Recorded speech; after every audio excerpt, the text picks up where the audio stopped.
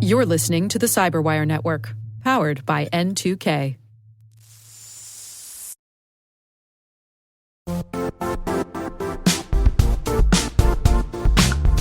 Now, a word from our sponsor, the Johns Hopkins University Information Security Institute, currently seeking qualified applicants for its innovative Master of Science in Security Informatics degree program. Study alongside world-class interdisciplinary experts and gain unparalleled educational, research, and professional experience in information security and assurance. Interested U.S. citizens should consider the National Science Foundation's CyberCore Scholarship for Service program, which covers tuition and a $6,000 annual professional development allowance, as well as providing a $37,000 additional annual stipend. Apply for the scholarship and the fall semester by March 1st. Learn more at cs.jhu.edu/MSSI.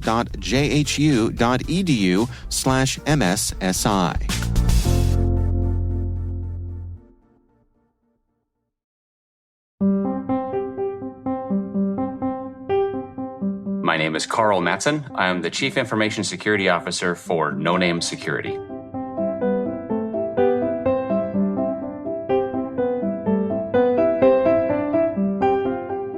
I grew up as a military brat. My dad was in the Marine Corps, and we moved around quite a number of times and traveled a lot. And so even as a young child, getting to travel in China and Asia and through Europe.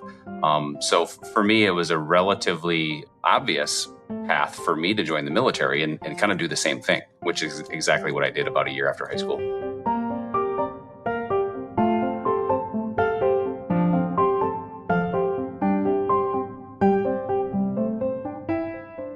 I think the real presenting question for me was how to do a college education and military service at the same time, and that's really why I chose the Army, because they had the best packages ultimately for not just GI Bill but other programs to get a college education while in the service, and so that was the branch that I chose, and I really lucked out also because I received the assignment of a career field.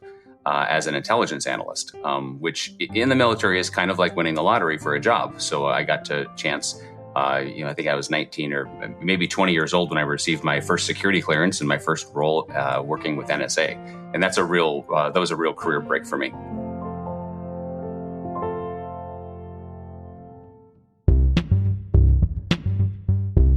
I think that my career at NSA works a lot like it does in the commercial world for somebody who works in a SOC. So I worked as part of NSOC as my first assignment. So the first couple of years we'll call it shift work incident response. And that's developing reporting products and escalation paths, handling incidents in a way that at 25 years ago at NSA was standard practice, but only really became the kind of the normal pattern in the corporate world in maybe the last decade. But I think that for an average SOC analyst working in a SOC today, that's pretty much exactly what my job at NSA was like. And then after a few years of that, then kind of graduated to more like a long-term analysis role.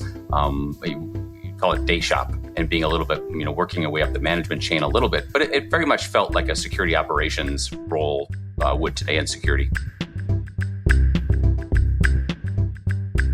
Had a number of roles where I got deployed overseas, spent a couple of years in Korea, a year in Morocco, traveled around a bit. And then when I got to be about 30 years old, I decided that it was time to grow up and get a normal job and perhaps start a family. So I moved home to Minnesota and worked for Target Corporation in IT and corporate security for a few years. And then the calling kind of came back to cybersecurity. So first at Target, later at PNC Bank in Pittsburgh, and then I got my first break as a CISO working with City National Bank in Los Angeles. So City National Bank, then followed by PennyMac Mortgage Company. So about 10 years in financial services as a CISO and security executive. That really kind of brought me to Noname today.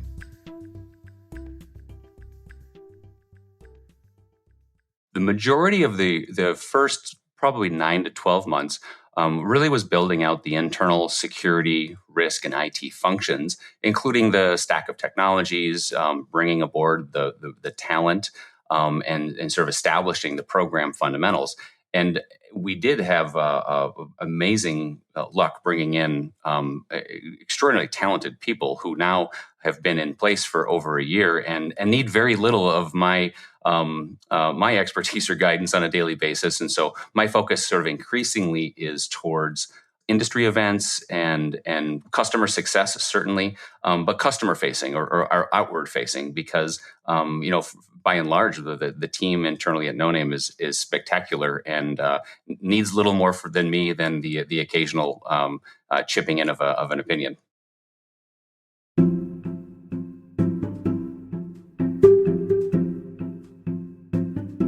I think my leadership style is largely to look at each individual and sort of take them as they are and where they want to go and wrap their job responsibilities and expectations around them. Because my experience has been that when the members of a team see the role they're in as, number one, it's a well compensated and rewarded position, but it's also an opportunity for them to build their career into what it is they aspire to do. So we want to center our security program around those skills, and then we fill the gaps with new people or new talent or services when that doesn't match with the team you have.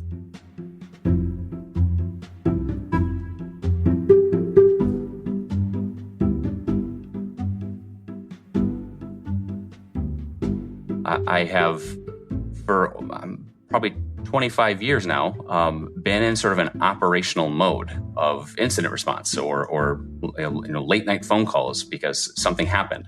And that was in 1998 and 1999, and it was the truth all through my career in the corporate world as a CISO as well. And so to some degree, I think I've developed, I think of this probably as a good thing, but like emotionally calloused in terms of measured. So if there's a fire drill occurring, I don't think that I'm phased at this point, and that just is my normal mode of operation that I've adjusted to over time. So I don't think a CISO who gets too high or too low is durable in the role.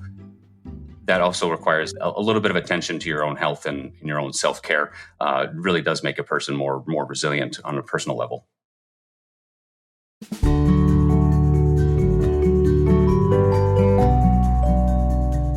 My recommendation would be to consider deferring gratification as long as possible. So, for example, people early in their career looking at government service, those positions don't make anybody rich overnight, but they are amazing career cornerstones to build on. The longer you go through a journey as a professional, like opportunities like advising companies. A lot of CISOs want to get into advisory work, and that's wonderful and it's rewarding. But defer that. Use those opportunities to build relationships rather than make money right away. I have had the privilege of building a couple of security teams in my career, and also I've been a sort of adjunct university professor for about a decade. And when I get a phone call or a text message from a former student or a former employee on the team, that is overwhelmingly the most rewarding part for me, is that those relationships have a feedback loop to me on a personal level. I think of that's my sign of success, is when those relationships persist over years. People come and go from different jobs and companies and career fields, and those relationships that stay the same. That's what I lean into and say that's my sign of success.